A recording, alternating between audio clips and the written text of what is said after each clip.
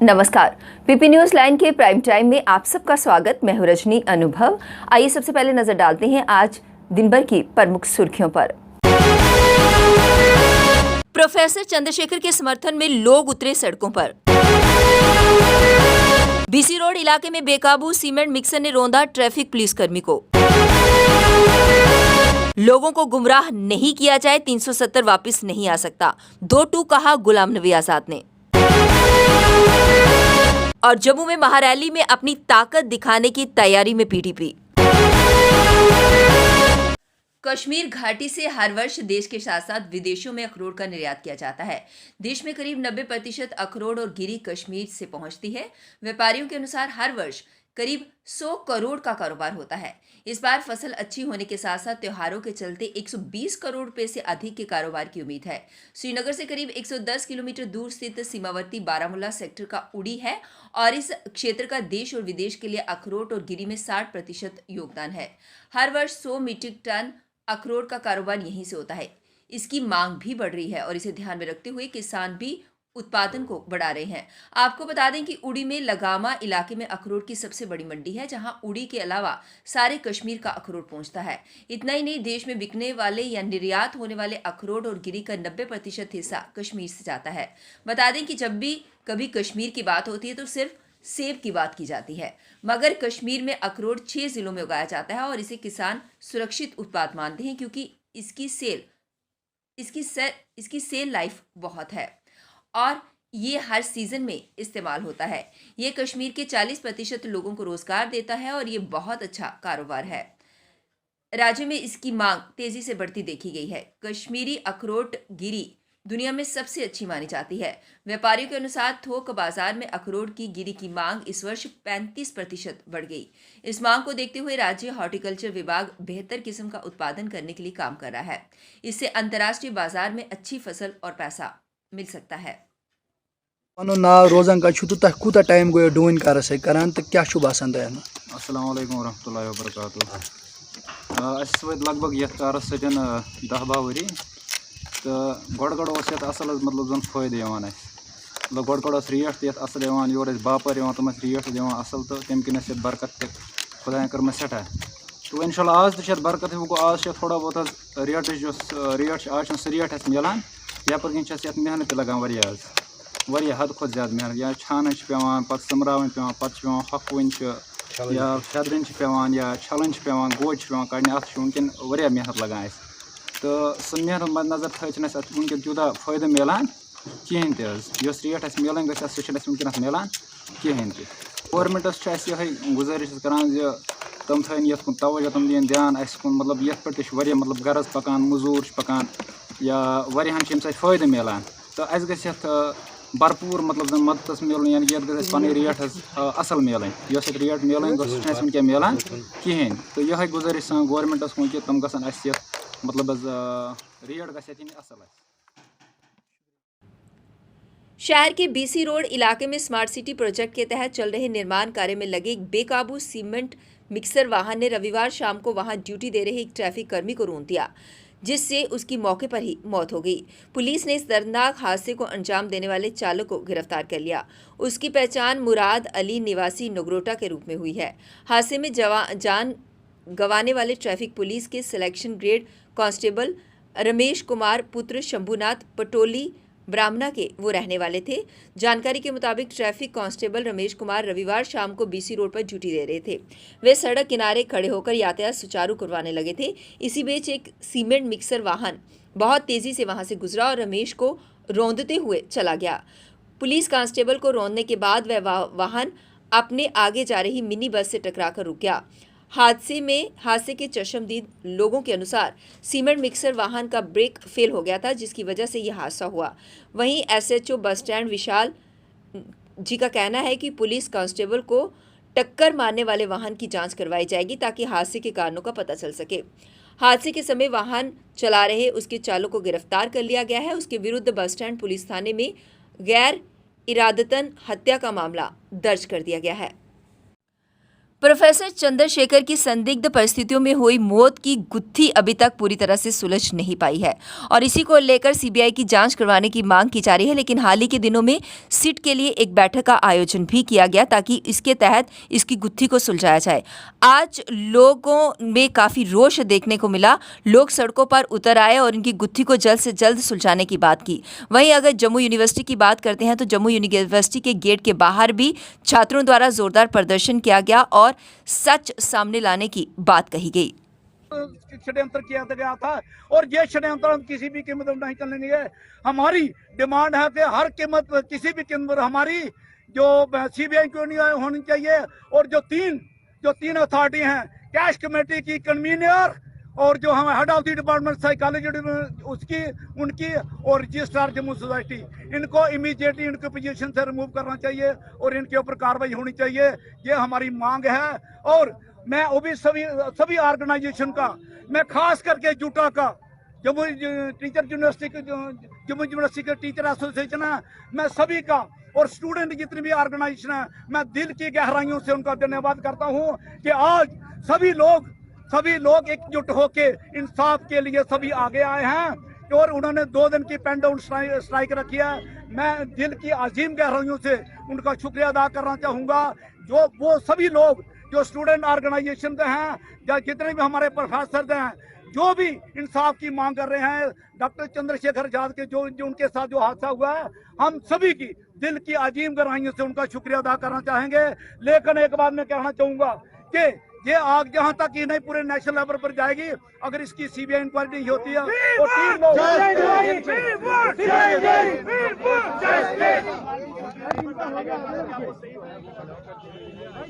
अपने पार्टी का आज एक डेलीगेशन डीसी जम्मू को मिलने के लिए गया और डीसी जम्मू से उन्होंने अपना मेमोरेंडम रखा, अपनी बात रखी। उनका कहना यह था कि जल्द से जल्द राज्य का दर्जा बहाल किया जाए और इसके अलावा फास्ट रिक्रूटमेंट की बात भी उन्होंने कही। इसके अलावा अन्य मांगों को उन्होंने डीसी के समक्ष मेमोरेंडम के थ्रू सामने उनके रखा। Gupta ji, provincial secretary and district president Jammu urban ji, आज हम सब जो हैं अपने साथियों के साथ, अपने सीनियर ओहदेदारों के साथ जो है यहाँ डीसी महोदया को जो है मिलने के लिए आए हैं। हम एक मेमोरेंडम जो है वहाँ पे उन्हें पेश कर रहे हैं, जिसमें जैसा कि आपको मालूम होगा कि हमारी सीनियर हाई कमांड ने जो है लीडरशिप ने एलजी साहब को ऑलरेडी जो है एक मेमोरेंडम जो पेश किया है, जिसमें हमने पुरजोर डिमांड की है कि रेस्टोरेशन ऑफ जो है स्टेटहुड हो। हमारे जितने भी जो है इलीगली जिनको डिटेन किया हुआ बिजनेस को, उनको जो है रिलीज़ किया जाए। साथ ही आज जैसे कि आपको पता है कि रिक्रूटमेंट प्रोसेस जो है बड़ा ही स्लो है। हमारे कितने अनएम्प्लॉयड जो है यूथ जो है ऐसे ही बैठे हैं। रिक्रूटमेंट प्रोसेस जो है वो फास्ट ट्रैक पे होना चाहिए। दूसरा कि आपको मालूम होगा कि एक वेरिफिकेशन प्रोसेस जो है वो इनका बहुत ही लोक जनशक्ति पार्टी रामविलास द्वारा आज बहुत सारे लोगों में जो कि कुलियां, आरएसपुरा और चट्टा के रहने वाले लोग हैं, उनके बीच राशन वितरित किया गया। उन्होंने कहा कि लोग जो बिल्कुल गरीबी रेखा के नीचे हैं, जो ज़रूरतमंद लोग हैं, उन्हें आज लोक जनशक्ति पार्टी रामविलास की तरफ से राशन वितरित किया जा रहा है ताकि ये लोग राहत की सांस ले पाएँ और जो इनकी ज़रूरी रोज़मर्रा की ज़रूरत की चीज़ें हैं वो भी इन्हें मुहैया करवाई जाएँ। इसी को लेकर उन्होंने आज राशन वितरित किया। कश्मीर मुद्दे पर इल्तिजा मुफ्ती और मुफ्ती अपनी मां एवं पीपल्स डेमोक्रेटिक पार्टी की अध्यक्ष महबूबा मुफ्ती की राह पर चलती नजर आ रही हैं। कश्मीर मुद्दे के समाधान के लिए पाकिस्तान और हुर्रियत से बातचीत का राग अलापते हुए इल्तिजा मुफ्ती ने कहा कि वह जम्मू कश्मीर में मौजूदा भय के माहौल में राजनीति में नहीं उतरना चाहती हैं। इस पर जोर देते हुए उन्होंने कहा कि राजनीति में आना और मीडिया की खबरों में रहना उन्हें लुभाता नहीं है। अलबत्ता उन्होंने भविष्य में पूरी तरह से राजनीति में उतरने से साफ तौर पर इनकार कर दिया।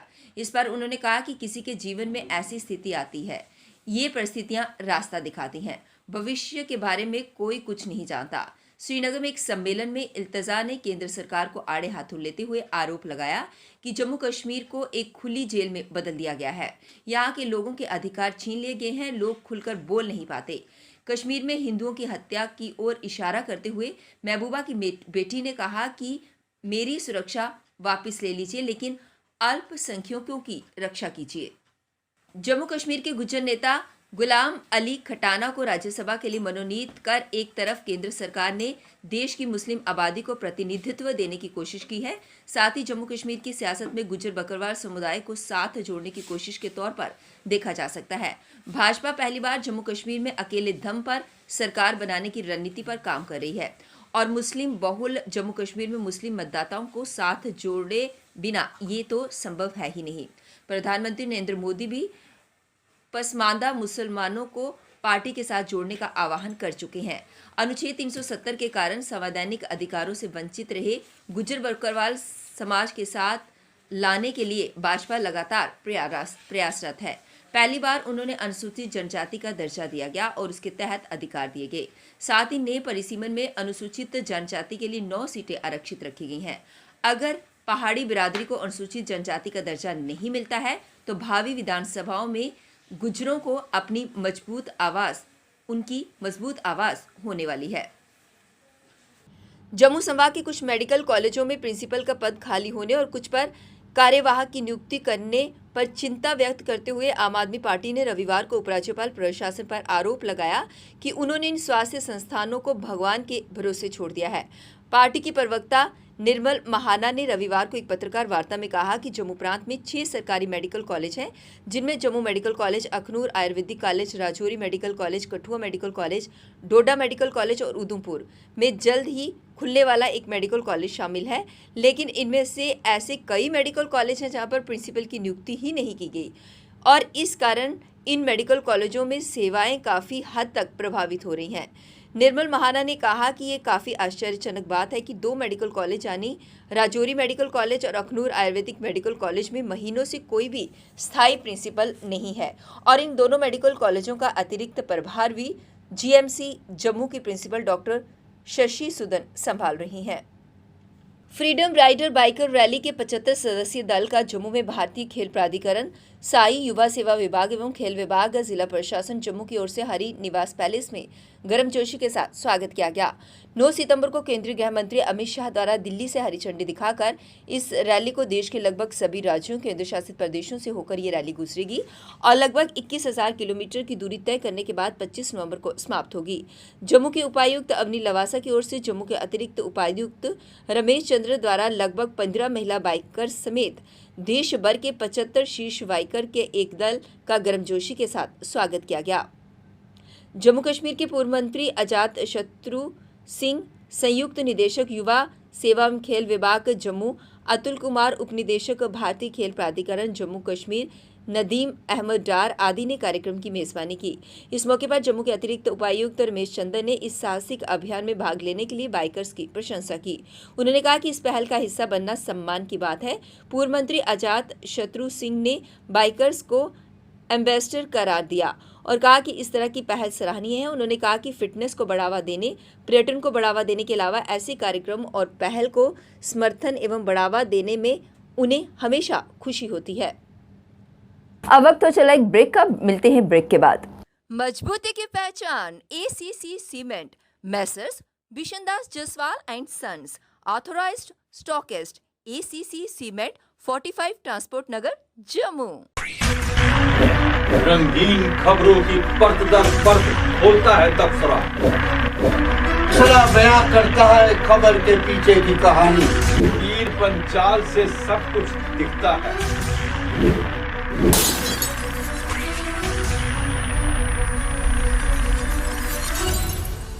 ब्रेक के बाद बढ़ते हैं अगली बड़ी खबर की तरफ। दक्षिण कश्मीर के अडूरा कुलगाम में इसी वर्ष मार्च में हुई एक सरपंच की हत्या की साजिश में पाकिस्तान में बैठे हिजबुल मुजाहिदीन के हैंडलों ने इसे रचा था। ये खुलासा राष्ट्रीय जांच एजेंसी एनआईए ने सरपंच की हत्या में संलिप्त 6 आरोपितों के खिलाफ जम्मू स्थित एनआईए की अदालत में दायर अपने आरोप पत्र में किया। एक आरोपित सुरक्षा बलों के साथ मुठभेड़ में मारा जा चुका है, जबकि 2 अन्य फरार हैं और दक्षिण कश्मीर में हिजबुल मुजाहिदीन के सक्रिय कुख्यात आतंकियों में गिने जाते हैं। आतंकियों ने 11 मार्च को अडूरा कुलगाम में सरपंच शबीर अहमद मीर की उनके घर के पास गोली मारकर हत्या कर दी थी। शुरू में इस मामले की जांच जम्मू कश्मीर पुलिस ने की, लेकिन 8 अप्रैल को एनआईए ने इस मामले की जांच का जिम्मा संभाला। एनआईए के प्रवक्ता ने बताया कि सरपंच की टारगेट किलिंग की साजिश रचने और इसमें शामिल आतंकियों के लिए साजो सामान उपलब्ध करवाने में लिप्त 6 आतंकी दानिश एजाज डार, फैसल हमीद बागे, निसार राशिद बट उर्फ नासिर, जुबैर अहमद सोफी, मुश्ताक अहमद इट्टू और फारूक अहमद बट उर्फ फारूक नल्ली के खिलाफ आरोप पत्र दायर किए गए हैं। इनके खिलाफ हत्या की साजिश रचने, देशद्रोह और सशस्त्र अधिनियम के मामले दर्ज किए गए हैं। कांग्रेस छोड़ अलग पार्टी की तैयारी में जुटे गुलाम नबी आजाद ने अनुच्छेद 370 पर कश्मीरियों को गुमराह न करने की सलाह दी है। रविवार को बारामूला में रैली को संबोधित करते हुए उन्होंने दो टूक कहा कि 370 वापस नहीं आ सकता और मैं कश्मीर के नेताओं की तरह यहां के लोगों को गुमराह नहीं कर सकता। उन्होंने साफ कहा कि मैं चांद सितारे लाने का वादा नहीं कर सकता। इस दौरान उन्होंने 10 दिन में नई पार्टी के गठन करने की भी घोषणा की। इससे पूर्व जम्मू में 4 सितंबर की रैली के दौरान भी उन्होंने 370 पर कोई चर्चा नहीं की थी। यहाँ बता दें कि एक दिन पूर्व नेका उपाध्यक्ष उमर अब्दुल्ला भी इसी तरह की स्वीकारोक्ति पर कर चुके हैं, यानी कि वो साफ तौर पर कह चुके हैं कि ऐसा संभव नहीं है। उन्होंने ये भी कहा था कि बहुत कम पार्टियां 370 पर उनके समर्थन में आ रही हैं और उन्हें नहीं लगता कि कोई इससे बहाल करेगा। उन्होंने ये भी कहा कि वह अपनी कानूनी लड़ाई जारी रखेंगे। वहीं रविवार को बारामूला में आज़ाद ने कश्मीरियों को आगाह किया कि 370 पर गुमराह ना हो, इसके लिए संसद में 2/3 बहुमत की जरूरत पड़ेगी और ये संभव नहीं है। उन्होंने ये भी कहा कि वह जानते हैं कि क्या किया जा सकता है और क्या नहीं। फिलहाल कांग्रेस लगातार नीचे जा रही है। मैं या कांग्रेस पार्टी या 3 क्षेत्रीय दल आपको अनुच्छेद 370 वापस नहीं कर सकते। पीडीपी के अध्यक्ष महबूबा मुफ्ती ने जम्मू संभाग के पार्टी नेताओं व कार्यकर्ताओं को जम्मू में अपनी ताकत दिखाने के लिए महारैली की तैयारी करने को कहा। जम्मू में रविवार को जिला अध्यक्षों से बैठक के दौरान महबूबा ने 15 अक्टूबर से पहले जम्मू शहर में महारैली की घोषणा की। महबूबा मुफ्ती ने कहा कि विधानसभा चुनाव आने वाले हैं, ऐसे में पीडीपी कार्यकर्ताओं व नेताओं को अब घर पर कम और लोगों के बीच ज्यादा समय बिताना चाहिए। उन्होंने कहा कि भाजपा की नफरत वाली राजनीति को पीडीपी के कार्यकर्ता एकजुट और लोगों के अपने साथ लेकर उनको हरा सकते हैं। उन्होंने जिला अध्यक्षों को जिला स्तर पर पार्टी कार्यकर्ताओं की नियमित आधार पर बैठकें करवाने और पार्टी की गतिविधियों को बढ़ाने के निर्देश दिए। 4 दिवसीय जम्मू दौरे के तीसरे दिन सोमवार 12 सितंबर को महबूबा मुफ्ती पार्टी कार्यालय में वकीलों, व्यापारियों व सिविल सोसाइटी के प्रतिनिधि मंडलों से मिलने के अलावा पार्टी की कोर ग्रुप की बैठक की अध्यक्षता भी करेंगी।